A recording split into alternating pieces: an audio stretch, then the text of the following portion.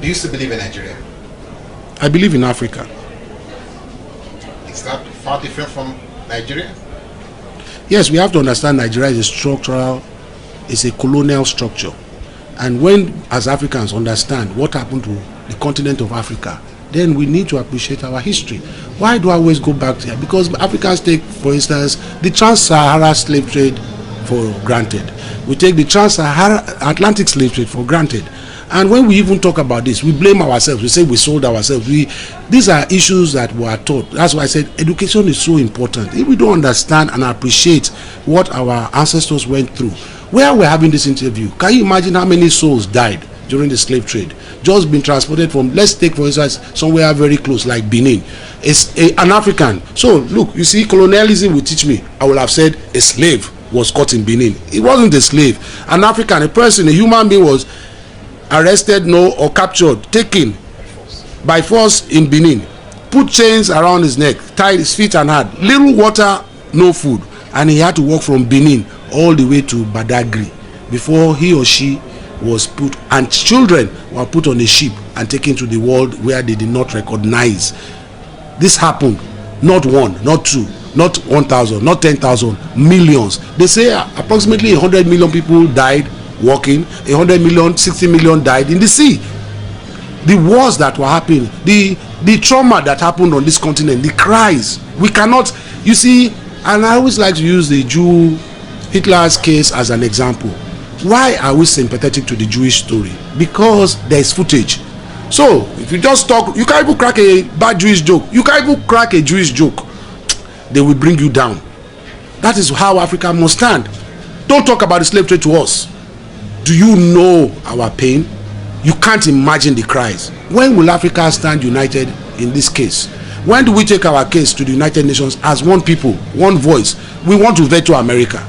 How do we do this? When we are divided, when we go with the colonial structures, we'll always talk in multiple voices. And as the Bible says, when you talk in multiple voices, you have no voice. When we talk with one voice, united, we go to United Nations, we pull out. Because then that body is insignificant to what to us as a people. Of what is it to us? If we all say yes and America vetoes us, of what significance is our presence there? So we stand as one people. So we make our voice heard. We start to do things. We make Africa the envy of the world. So then I'll be able to drive my car from Lagos to Johannesburg. We open our borders. Do you know that as a Nigerian, I'm fortunate to have a British, or should I say unfortunate, I don't know which way, to have a British passport. But if I want to go to South Africa, I don't have to go and apply for a South African visa. I just walk into South Africa, they stamp 3 months on my passport. As a Nigerian, I have to queue, and I probably will not get the visa.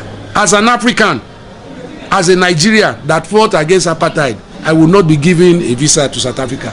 But as a British, South Africa opens its border to me.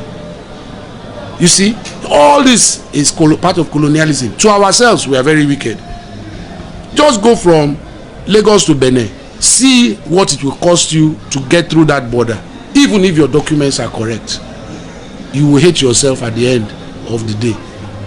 So is this a betrayal of African leadership? No, this is part of appreciating our history. We have not learned to appreciate ourselves or our history. When you understand 500 years of slavery, you can understand why this is happening. So I will not be one to tell you that I'm going to fight for freedom and it's going to come, I want it in my lifetime. No, I know it's not possible in my lifetime. Do you know how many souls have lost their lives fighting for freedom? Do you know, if Obama is president of America, it's something that nobody could foresee when Martin Luther King was talking about this. But if you thought Obama was going to bring unity into America, then you are a clown. So I'm sure, and if Obama too was thinking it's going to be an easy road, it must have been, it will be a joker, because the fight has just started. A black person probably will never get elected in the next 50 years, but we have seen the possibility. But is that where a black person should be even elected? Where is the African unity? Where is the brotherhood, the sisterhood of Africa? Where is fighting for the envy of Africa? Africa, the great continent. Where is all this? So when you appreciate this history, you understand why corruption is. You understand why we are the way we are. You understand why the fight must continue. You understand why the fight must end. When you understand all this, then you are cooler, you are calmer. You understand that violence is not the answer to this problem. We need more intellectuals. We need to be more tactical. We need to be very diplomatic. We need to be very patient. We need to have virtue on our side. All these things must be in the fighters' weaponry and gallery. You're almost a new apostle now, if I may say that. But let's just say this. You are vastly read as a father. Was that something in the gene, or? No, he made sure when I left school, when he took me out of school, that was one of the other good things he did. He ensured I read. So I came out of school. He now said to give me books on autobiography of Martin Luther King, autobiography of Malcolm X. At that age? At that age, 16. So I was reading Stolen Legacy, Black Man of the Nile. This book I read about 3 times. Then I went. So every time I was fortunate to travel, I went to any black library. So I was now reading. I became more read than him. So I was known like a professor in his house. And because I had read so much, I could read between the lines, because there are so many books you will read and the author is just trying to sweet tone you to portray his point, but doesn't mean he's right. So I was that kind of reader that I would read. I said, I read another book and this author is trying to sweet talk me. The facts are not accurate. And he will say, how do I know? So I will now bring books. I said, I read. He said, you read this book too? He said, you are doing a lot of reading, or you are a professor. So everybody now knew that I was just reading and reading. I went spiritual. I was reading the Egyptian Book of the Dead, for instance. I wanted to know I was very curious about death. I was very curious that, wow, because at 16, 17, I was very frightful of death. And I was so frightful, and I could not understand my father's bravery. And so I wanted to be brave. So I said to look for research about what if I was killed? What if my father dies? I wanted to know about death. So I just said to read books. And you will not even believe I came first in BK in school self. I wanted information. And the only way I could get that information was by reading. Then after reading, I now stopped reading to now assimilate what I've read, come to my own conclusion, not be biased. So I am not racist. I'm not, even when I talk about Pan-Africanism, I understand that we need the West. We need medicine. We need to understand. We cannot be judgmental and say, yes, Europe came and took us as slaves. But then we must understand, why did Europe take us as slaves? It was a big, massive propaganda by the kings and queens of Europe to come. So they had to brainwash their own people that they are bringing cannibals, pagans, unreligious, monkeys, dirty hooligans from Africa. So they had to brainwash their people. When they said to bring out the Africans, imagine traveling that distance. I said, by the time you arrived Europe, you will look like a cannibal. But African, when we go back into our history, we were living like kings and queens. But by the time the slave trade and all this happened, we did look like cannibals. We did look like unreligious or dirty. We look like animals, period. So they brainwashed their people. But it was them, it was their same people.